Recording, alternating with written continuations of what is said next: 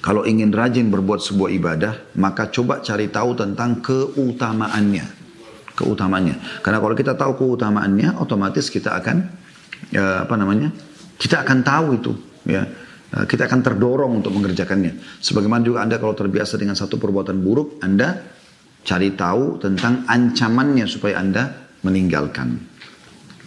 Salat duha memiliki keutamaan berdasarkan hadis-hadis di bawah ini. Yang pertama, hadis Abu Dzar radhiyallahu anhu dari Nabi SAW beliau bersabda, yusbihu ala kulli sulama min ahadikum sadaqah, fa kullu tasbihatin sadaqah, wa kullu tahmidatin sadaqah, wa kullu tahlilatin sadaqah, wa kullu takbiratin sadaqah, wa amrun bil ma'rufi sadaqah, wa nahyun 'anil munkari sadaqah, wa yujzi'u min dzalika rak'atani yarka'huma min ad-duha.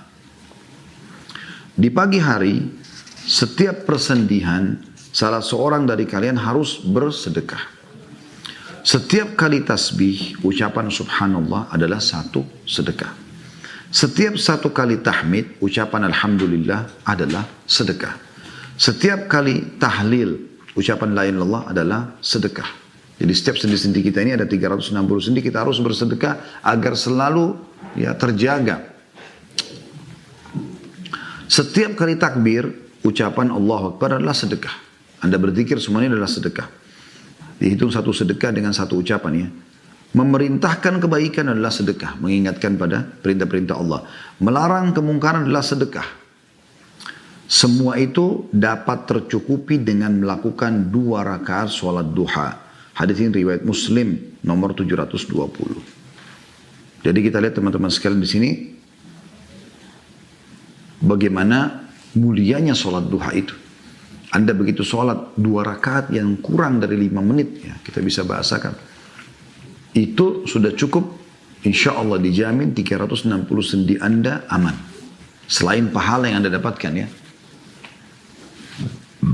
Itu hadis pertama tentang keutamaan sholat duha. Hadis yang kedua adalah hadis Buraidah radhiyallahu anhu. Ia berkata, aku mendengar Rasulullah SAW bersabda, fil insani 360 mafsalan fa'alaihi an yatasaddaqa an kulli mafsalin bisadaqah.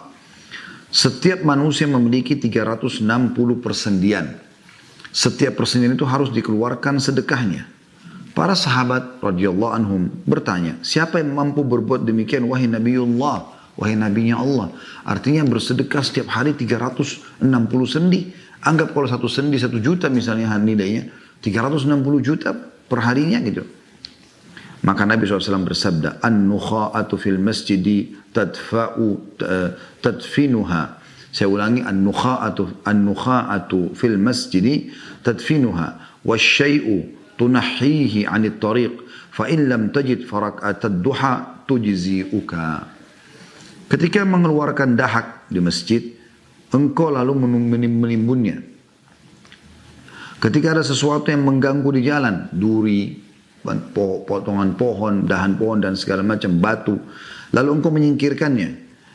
Jika tidak ada yang ditemukan, maka cukup bagimu 2 rakaat duha. Hadis ini riwayat Abu Daud dalam kitab Adab di nomor 5242, Ahmad di 5 halaman 354 dan disahihkan oleh Al-Albani rahimahumullah. Ya. Di antara dalil yang menunjukkan demikian adalah hadis Aisyah juga radhiyallahu anha secara marfu yang berbunyi khulika kullu insanin min bani Adam ala 60 wa 300 muhsin.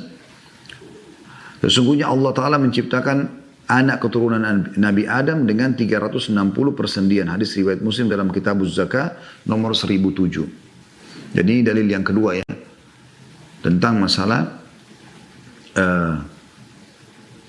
memang dalam tubuh manusia ada 360 sendi yang dia harus bersedekah setiap hari. Kalau hadis pertama tadi kan nggak disebutkan tentang 360 sendinya, ya. Cuma disebutkan setiap hari harus, ya, setiap pagi anak Adam itu bersedekah untuk sendi-sendinya. Lalu dijelaskanlah kalau tasbih subhanallah sedekah, tahmid adalah alhamdulillah sedekah, la ilaha illallah adalah sedekah, Allah Akbar adalah sedekah, menyeru pada kebaikan adalah sedekah, melarang dari kemungkaran adalah sedekah, dan digantikan semua itu dipenuhi semua dengan 2 rakaat sholat duha. Kalau dalil yang kedua menjelaskan tentang memang ada 360 sendi di tubuh manusia. Hadis yang ketiga adalah hadis Nu'aim bin Hammar radhiyallahu anhu, ia berkata, aku mendengar Rasulullah SAW bersabda, yaqulullah ya ibna Adam la tu'jizni min arba'ati raka'atin fi awalin nahari akfika akhirah. Allah Ta'ala yang Allah Maha Tinggi berfirman, wahai anak Adam, janganlah kamu lemah untuk beribadah kepadaku dengan 4 rakaat di awal siang. Niscaya aku akan mencukupimu di akhir siang. Nah, jadi ini makna daripada la tu'jizni, jangan lemahkan aku, maksudnya adalah jangan luput beribadah kepadaku dengan meninggalkan duha di awal siang, sehingga aku pun tidak mencukupimu di akhir siang. Ya, sebagaimana diambil dari kitab Aunul Ma'bud Syarh Sunan Abi Daud.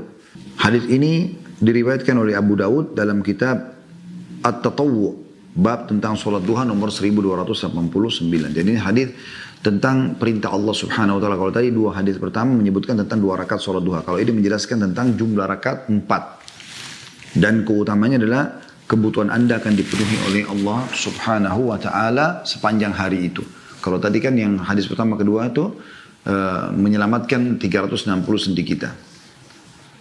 Hadis yang keempat adalah hadis Abu Darda dan Abi Dzar radhiyallahu anhu dari Rasulullah SAW.